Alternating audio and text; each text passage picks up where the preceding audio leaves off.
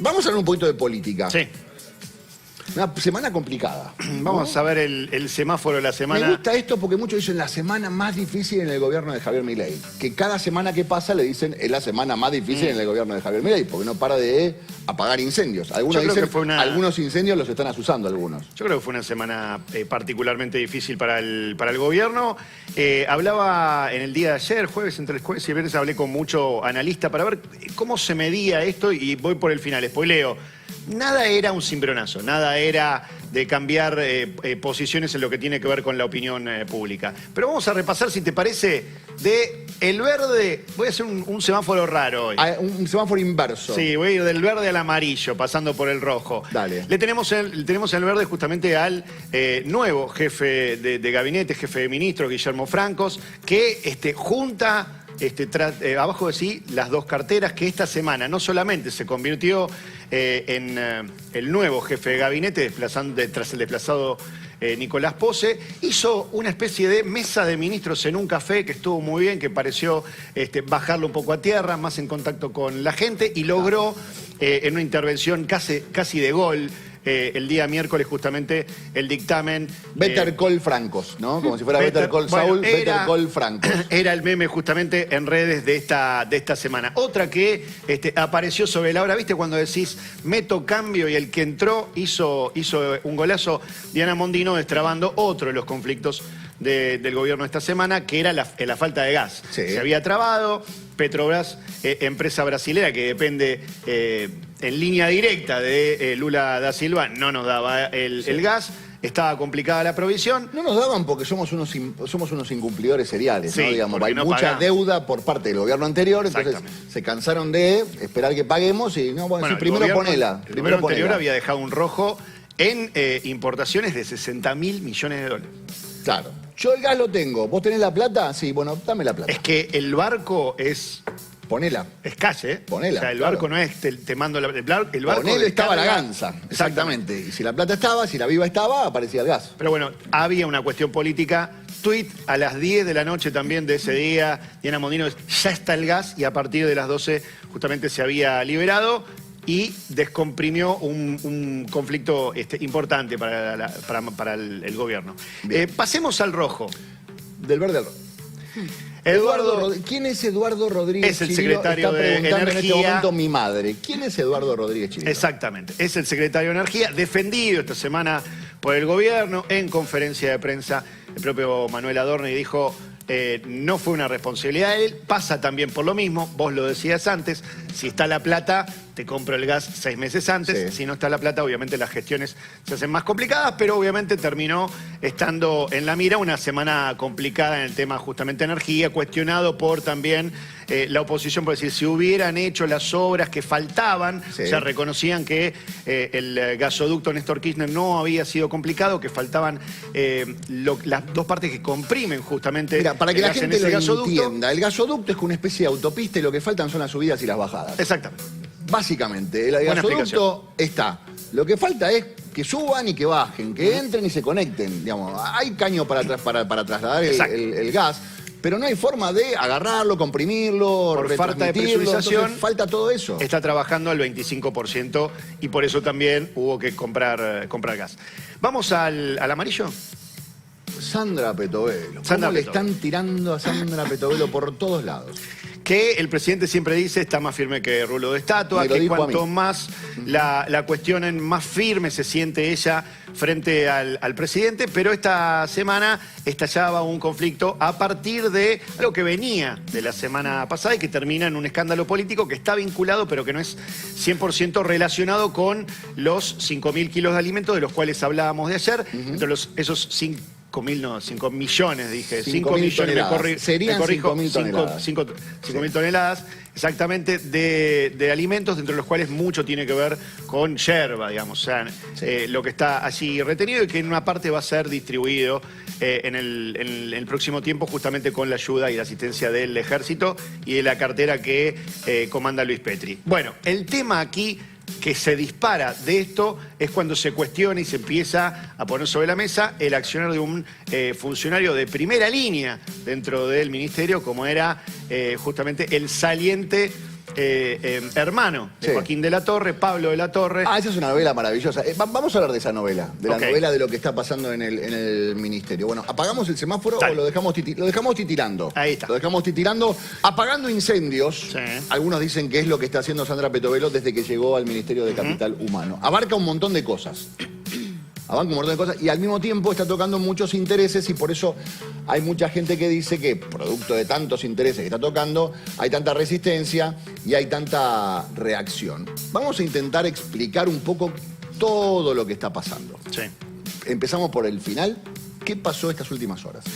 Bueno, han despedido y luego denunciado justamente a Pablo de la Torre y a su equipo por incumplimiento de los deberes funcionarios públicos. La verdad que ver, igual están denunciados frente a la Oficina Anticorrupción. Hay que ver cómo deriva esto luego en la causa. Pero hay un hombre de su confianza que termina confesando que había un acuerdo con una ONG, o que habría, si querés, en potencial, hasta que obviamente esto termine en una investigación más firme. Por ahora es una especie de auditoría interna lo que ha sucedido en el ministerio, que usaban justamente dinero que le derivaban a esa ONG para pagar sobresueldos a funcionarios. Claro, muchas veces lo que sucede es... Y a planta política. Claro, ¿no? Cuando hay un cambio tan grande...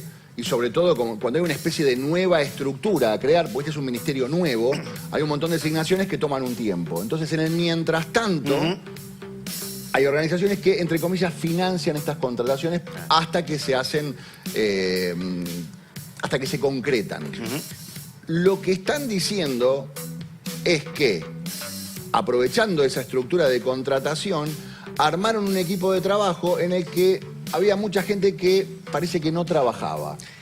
Y parte de ese dinero se utilizaba para compensar, entre comillas, los bajos sueldos que se están pagando. Ok, lo explicaste muy bien. Esto suele ser así. Esto suele ser así. No es una novedad en el funcionamiento de la política, a la cual el propio Javier Milei diría la casta. Claro, ¿no? Por eso se habla de caja. ¿Por qué dicen que hacían caja? Porque contratando gente, algunos hablan de 80 personas. Creo que Petovelo contrató a 10 con este sistema de contratación, 12. O 12, y que habrían contratado 80. Y que de esos 80 había muchos amigos de amigos de amigos. Exacto. Y que esos amigos de amigos de amigos lo que hacían era, no laburaban, por ahí se quedaban con una parte y la otra parte se utilizaba para engrosar los sueldos de los que trabajaban, por eso hablan de una caja, y parte de ese dinero están denunciando que se utilizaba para comprar dólares. Mira. Bueno, la novedad aquí es que el propio gobierno lo denuncia. Esto no es algo que veamos habitualmente, ¿no? Que digan, entrego a este funcionario. Rápidamente. Bien. Otra cosa que dicen es que hay muchísima gente infiltrada. Así como que te cuentan que en esta cosa de los gerentes de la pobreza había gente que daba los subsidios, controlaba los subsidios y cobraba los subsidios, parece que había gente que estaba de los que debían denunciar. Perdón, vamos de nuevo. Así como estaban los que daban los subsidios, controlaban y cobraban, en esta estructura todavía quedaba gente de la estructura anterior. Bien. O sea, ante cualquier información que había... filtraban información. Ante cualquier avance que había de alguna investigación, filtraban información. Bueno, desde ahí se revisan hace un buen tiempo en el gobierno los accesos al famoso GDE, que es el GDE, es el Gestión Documental Electrónica. GDE. Ese GDE. Como el meme, GDE, claro. Exactamente. GDE, claro. Y revisan de esa manera expedientes, etcétera. Vos podés controlar quienes acceden a cierta información y entonces obviamente podés ir rastreando. Por este tema habían apuntado y mucho a Pose porque todavía faltaban nombramientos en áreas claves, ¿no? Y está muy dilatada la cuestión de ir buscando reemplazos para funcionarios que venían de la administración Alberto Fernández. De hecho, cuando prestaba justamente declaraciones ante el Senado, daba cuenta de que había más de 1.800 funcionarios importantes, en segundas y terceras líneas, nombrados por la anterior gestión. Bien. También lo que hace, a ver, porque hay dos denuncias. Está por un lado esta cuestión de lo que pasaba con los nombramientos y con la plata, y también hay una investigación con respecto a el monitoreo que se hacía con respecto a los alimentos que estaban estoqueados. Dicen que la persona o las personas que debían controlar el estado del stock no informaban. Que todo este stock que se ha comprado es del gobierno anterior. Sí. Y que esas fechas de vencimiento, que son habituales, ¿no? Uno tiene para catástrofe, ¿no? Si hay una lluvia, si hay una inundación, ¿no? Bueno, está eso porque no tienen tiempo para salir a licitar. Además de alimentos, como yo contaba ayer, hay colchones, hay frazadas estoqueadas. Que hay una investigación con respecto a frazadas que se compraron en el gobierno anterior. Bueno, también hay una investigación con respecto a la yerba que se compró, lo que se pagó por esa yerba y la calidad de esa yerba, que es prácticamente casi el 60% o el 70% de la cantidad de toneladas de alimentos que están en estos depósitos. Lo que dicen es que siempre que se está acercando la fecha de vencimiento de ese stock que está para emergencias, se hace esta cuestión de, bueno, se liberan mientras se restoquea. Exactamente. Lo que están denunciando también es que la gente que tenía que haber dicho, muchachos, en 2 meses se vence, nunca llamó para decir en 2 meses se vence. Exacto. Pero sí filtraron el dato de, ojo que en ese depósito en 2 meses hay algo que se vence. Bien. Hay un montón de cosas ahí. Soy todo oídos. Bueno, en principio, así como vos decís. Segundo, la denuncia parte, obviamente, de alguien que está en la mira del gobierno y hace mucho, como Juan Grabois. Claro. La denuncia la toma un juez que tiene un apodo que tiene que ver con ir lento o dilatando. La Nata lo bautizó a Casanelo como Tortuga Casanelo. Exactamente, Tortuga Casanelo. Y en este caso se movió muy rápido, ¿no? Digo, sí. Las cosas las resolvió en una semana, incluso se dispuso un allanamiento y no encontraron nada, estaba todo en orden. Busquemos un tuit para dentro de un ratito que acaba de poner el presidente de la Nación hablando de la gestión de Sandra Petovelo. No encontraron nada, o sea, de las miles de toneladas que supuestamente están vencidas, no se venció. Creo que encontraron un vencimiento de 40 kilos o algo por el estilo, que siempre es un problemón que haya comida que se vence, pero de las 5.000 toneladas, ¿no? Sí. Casi 6.000 toneladas de las alimentos. 6.000 toneladas, claro, depósitos. no se venció todavía nada y está en vías de ser No, es que va a ser empleado. distribuido esta semana mientras se restoquea el tema de la leche en polvo, sobre todo lo más... ¿Por qué hay mucha gente que dice que le pegan a Petovelo? El presidente, conversando conmigo, me dijo, está firme como rulo de estatua, es un baluarte de este gobierno y hay mucha gente que está preocupada porque está destapando muchos curros. Petovelo es la que lleva adelante la investigación y las denuncias de todo lo que pasa con los planes sociales, los comedores...